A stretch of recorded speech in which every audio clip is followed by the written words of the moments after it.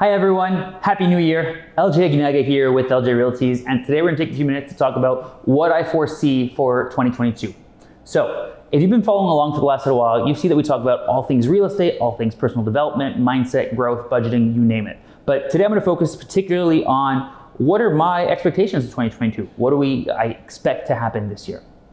So the first thing that I expect to happen is prices are going to continue to rise, okay? We're still in the seller's market. It's been a very, very hot year, and because of all this demand and the lack of inventory, prices have gone up more than the historic 3% that we used to see. The next thing that I expect to see this year is interest rates are going to continue to climb.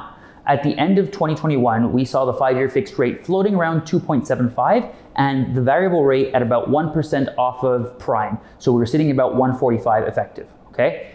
Based on my conversations with mortgage brokers, we expect interest rates to continue to rise, okay? The government did a great job of bringing them down at the beginning of the pandemic in order to make sure that the economy wasn't halted. However, things are starting to come out. We're starting to make moves at this point, and interest rates are going to have to rise. I remember at the beginning of 2019, the 5-year fixed rate was sitting closer to 3.8%. I expect us to get at least halfway there. We're about 275 at the beginning right now. I think it'll probably get to about 3.5, maybe even that 3.8, because banks are looking to kind of stabilize the market a little bit more. We've seen very, very heavy appreciation, and now it's time to kind of cool the market down is what everybody keeps talking about. Is it gonna happen? Only time will tell. The second thing that we're gonna see is that as the world continues to progress into more of a normal routine, if you will, I think that cottage country is gonna start slowing down.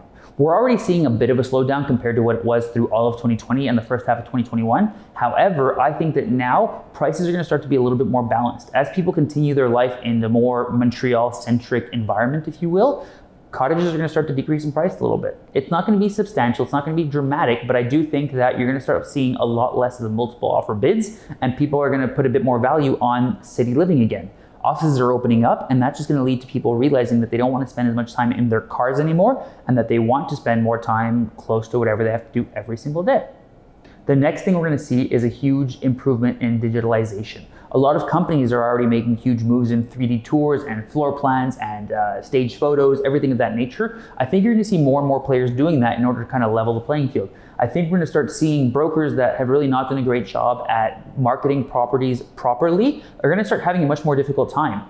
To be quite honest, over the last 2 years, if you did a half decent job marketing a property, you were able to sell it relatively quickly at the right price, right? Brokers who are not really doing the best job on a marketing perspective are probably going to start to lose a bit of their share of the market, because it's going to go back to actually requiring a real estate broker that is knowledgeable, that is marketable, and that has all the right skills to do the best job for your property. We've already started to see the tendency of days on market going up, and I think we're going to see that a little bit more, and we're going to remember that selling real estate isn't something that typically happens over a 1-week period. It usually happens over a 1 to 2 month period, so let's keep that in mind as the year progresses.